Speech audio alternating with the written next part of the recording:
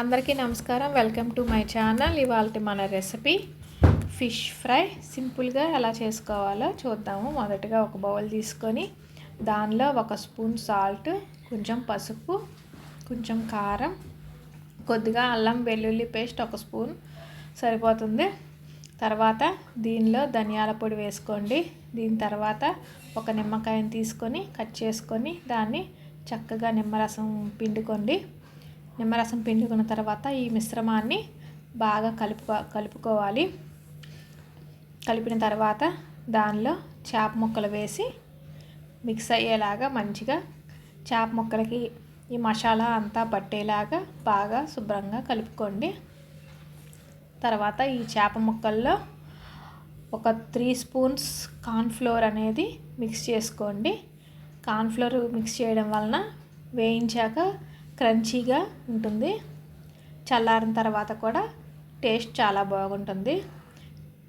3 spoons అనే కాదు, మీకు ఎంతవరకు పడుతుంది చేప ముక్కకి అనే దాన్ని బట్టి మీరు వేసుకోవచ్చు. నేనైతే 3 స్పూన్స్ వేసాను.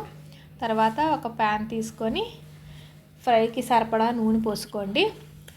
అది నూనె కాగిన తర్వాత చేప ముక్కని తీసుకొని ఒక్కొక్క ముక్కగా వేయించుకోండి.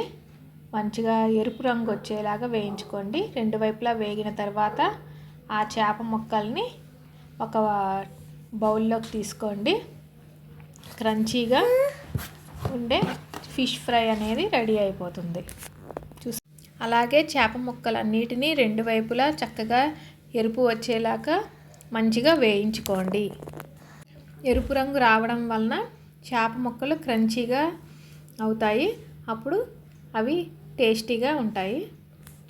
ఇంకా ఇది వేగడానికి కొంచెం సమయం పడుతుంది. మీకు టేస్టీగా ఫిష్ ఫ్రై రెడీ అయిపోతుంది.